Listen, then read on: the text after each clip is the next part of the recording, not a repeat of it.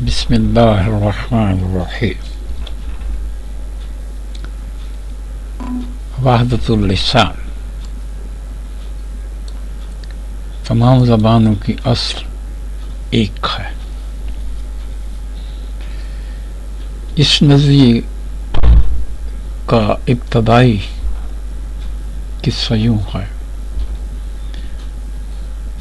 کہ ایک دوست نے کسی مولوی سے کہا کہ بتاؤ قرآن میں سب کچھ ہے تو بتاؤ ون کہاں ہے. مولوی صاحب نے کہا قل شریف پڑھو. جب اس نے کہا نا کف ون تو مولوی صاحب نے کہا کہ آیا ہے ون تو نہیں. اس نے کہا کہ اب بتاؤ اس کا معنی. فرمایا آگے پڑھو.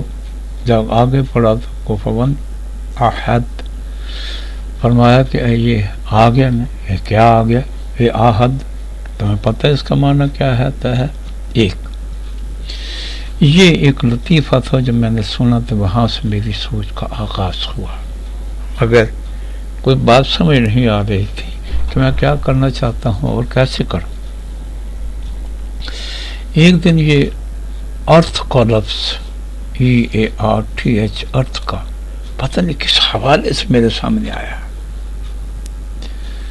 جب یہ آیا تو میرے فوراً ذہن میں فلیش ایک لہر سیدھا اڑ گئی کہ یہ تو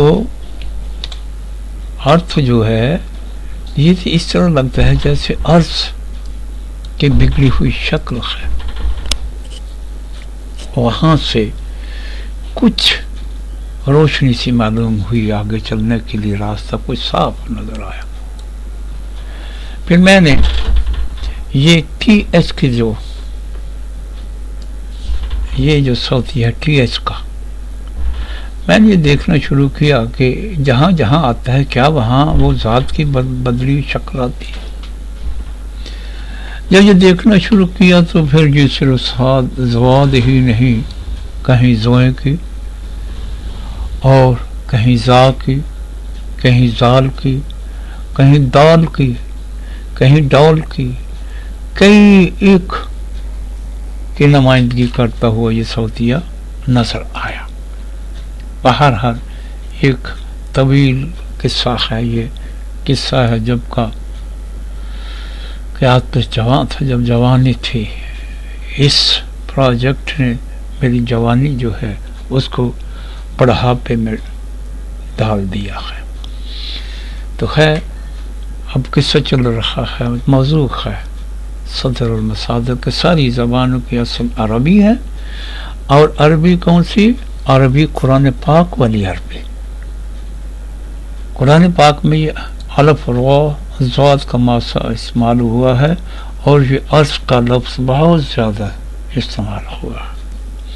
تو ابھی جیسے میں نے عرض کیا کہ الف را جو ہے یہ عرض آر میں تبدیل ہوا اور ضاد جو ہے یہ تھے میں تبدیل ہوا تو یہ ارتھ بن گیا.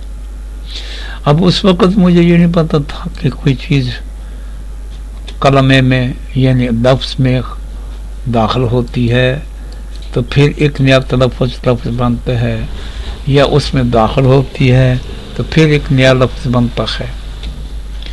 بعد میں جب چلتے چلتے تحقیق کی منزلیں طے کرتے کرتے یہ پتہ چلا کہ بعض حروف جو ہیں وہ خارج ہو جاتے ہیں تاریخی عمل سے، تلفظ سے خارج ہو جاتے ہیں تاریخی تعامل سے.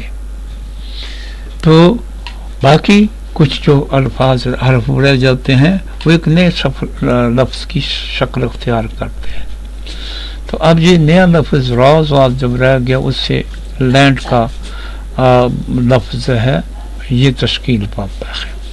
اب اسی مادہ سے تفعیل کے وزن پر تعریض آتا ہے اور تعریض کا مطلب ہے آراستہ کرنا. اور اس کی بدلی ہوئی شکل فارسی میں ہے اور اوسطن تا کو حذف کریں تو عریض بن جاتا ہے. عریض جو ہے یہ آراستن اور اگر تا کو سلامت تعریض کریں تو یہ درستن کی شکل بنتی ہے. اور یہ دوستن کی شکل جو ہے انگریزی میں جا کر ڈریسنگ کی شکل بنتی ہے، اور آستن کی شیپ جو ہے انگریزی میں آرڈین ہوتی ہے۔ یہ تھا مختصر سا تعارف اس کے آغاز کا کہ کیسے